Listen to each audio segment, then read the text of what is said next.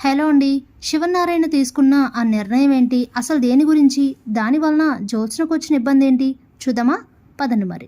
జ్యోత్స్న రెస్టారెంట్స్కి సంబంధించిన ఆడిటర్ని పిలిపించి మొత్తం లాస్ట్ 3 మంత్స్ యొక్క లెక్క చూస్తే మొత్తం అంతా కూడా లాస్లోనే నడుస్తుందని తెలుసుకుంటాడు శివనారాయణ. ఎలా తప్పించుకోవాలో తెలియక జ్యోత్స్న, నా నిర్ణయాలను తీసుకొనివ్వకుండా మీరు ప్రతిదానికి అడ్డుపడితే ఇలానే ఉంటుంది. మరి 50+ ఎంప్లాయీస్ని తీసేస్తానంటే నా మాట మీరు వినలేదు. వాళ్ళు ఓవర్ టైం చేయలేరు, వర్క్ సరిగ్గా చేయలేరు, ఏది సరిగ్గా చేయలేని వాళ్ళతో వర్క్ చేయిస్తే ఇగో ఇలానే ఉంటుంది మరి అని అంటే, మనకేంటి ఎన్ని నిర్ణయాలైనా తీసుకోవచ్చు, కానీ ఇది మనకి నిర్ణయం, వాళ్ళకి జీవితం అని అంటుంది సుమిత్ర. అలాంటి ఆలోచనలు ఏమీ చెయ్యొద్దు జ్యోత్స్న, నీకు నెల రోజులు గడువిస్తున్నా.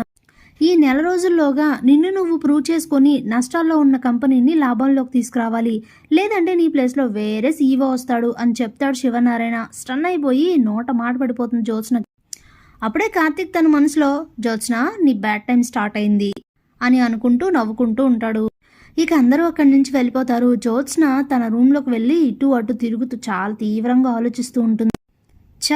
అనవసరంగా ఇలాంటి పరిస్థితులన్నీ వస్తాయి. అసలు ఎంప్లాయీస్ అనాలి, వాళ్ళు ఏ మొహం పెట్టుకొని ఇక్కడ వరకు వచ్చి నా మీద కంప్లైంట్ చేసి వెళ్ళారు. ఇండైరెక్ట్గా వాళ్ళు నా మీదే కంప్లైంట్ చేసి నాకే ప్రాబ్లమ్ని క్రియేట్ చేసి పోయారు. అసలు ఇప్పుడు నేనేం చేయాలి? అనవసరంగా ఇలాంటి పరిస్థితుల్లో మళ్ళీ దీపతో నేను క్లాస్ పీకించుకోవాల్సి వస్తుంది.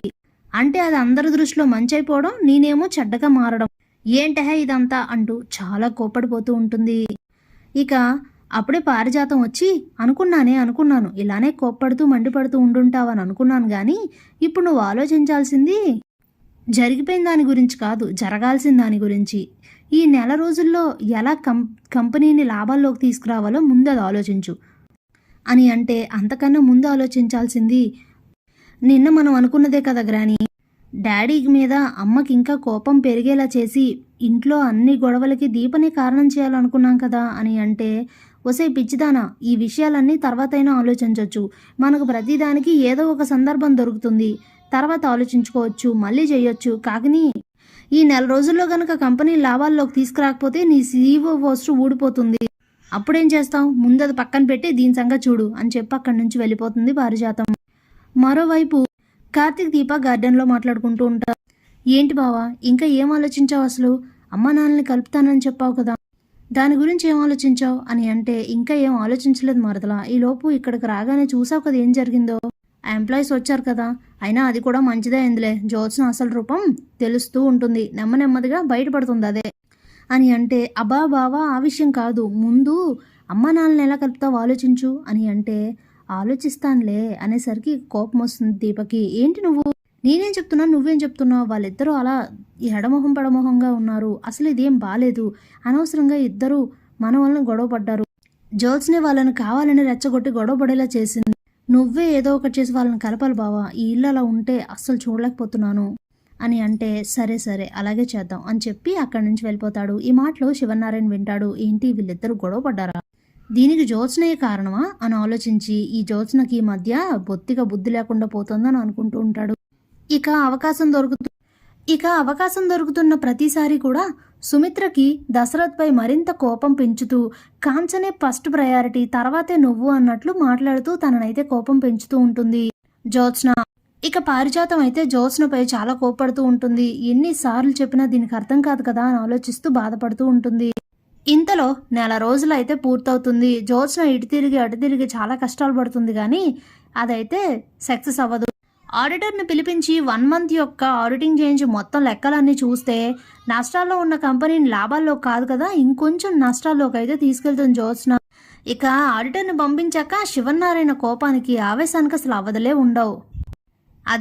ఇది నీ పనితనం, ఇది నీ క్యాపబిలిటీ. ఏం చేసావో చూసావా? ఉన్నదాన్ని లాభాల్లోకి తీసుకురమ్మంటే మరింత నష్టాల్లో కూర్చేశావు. దశరథ, ఇక నేనేం చెయ్యలేను, ఈ ఇంటి వారసురాలు కదా అని చెప్పి తనకు బాధ్యతలు అప్పగించి తప్పు చేశాను. ఇక నా వల్ల కాదు, ఇలా అయితే మన పరువు పోతుంది. జ్యోత్స్న రెస్టారెంట్స్కున్న మొత్తం పరువు అంతా పోతుంది. ఇక నా వల్ల కాదు, ఏదో ఒకటి చేసి వెంటనే తన్ని సీఈఓ నుంచి తీసేస్తున్నాను. చూడు జ్యోత్స్న, నీకు ఇదే చెప్పడం, ఇకపై సీఈఓ నువ్వు కాదు అని చెప్తాడు. తాత ఏంటి నువ్వు చెప్పేది?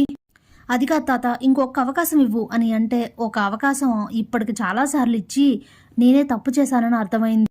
నెంబర్ 1 పొజిషన్లో ఉన్న జ్యోత్స్న రెస్టారెంట్స్ని ఈరోజు 10th ప్లేస్లో కూడా లేకుండా చేశావు. ఇక చాలు, ఇంకా నీకు అనుభవం సరిపోదు.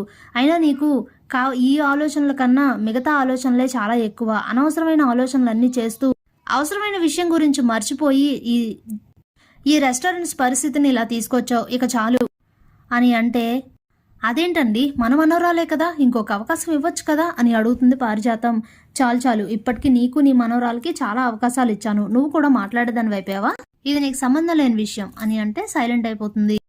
అప్పుడే దశరథ్ అయితే, నాన్న మరి ఇప్పుడు సీఈఓ ఎవరు అని అడిగితే, సీఈఓ కోసం పేపర్లో యాడ్ ఇవ్వనా, అందరినీ ఎవరినో ఒకరిని రిక్రూట్ చేసుకోవచ్చు అని అంటే, అంత అవసరం మనకేంట్రా, మన ఇంట్లోనే సీఈఓ ఉండగా అనేసరికి షాక్ అవుతారు అందరూ.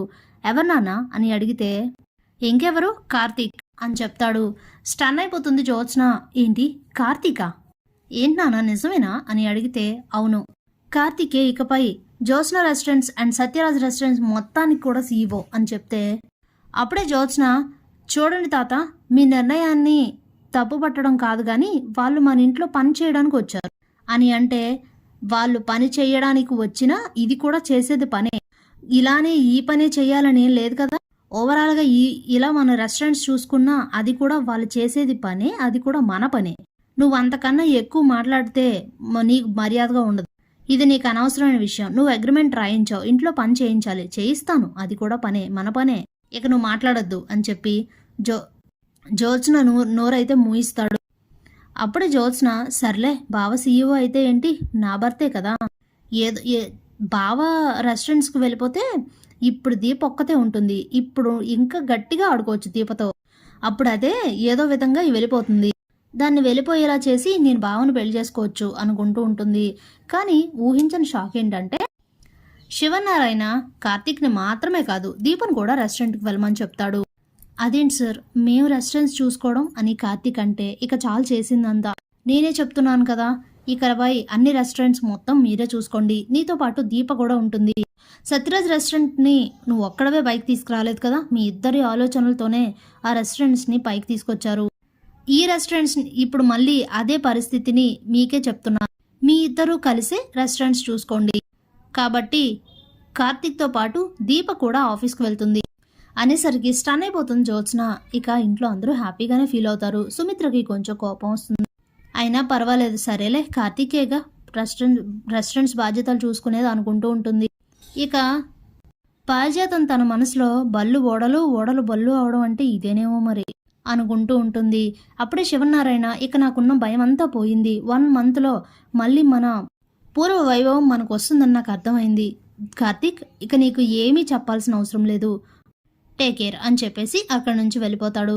జ్యోత్స్నకైతే మాట్లాడడానికి కూడా ఏమీ అవకాశం లేకుండా చేసరికి స్టన్ అయిపోయి అలా ఉండిపోతుంది. Thanks for watching.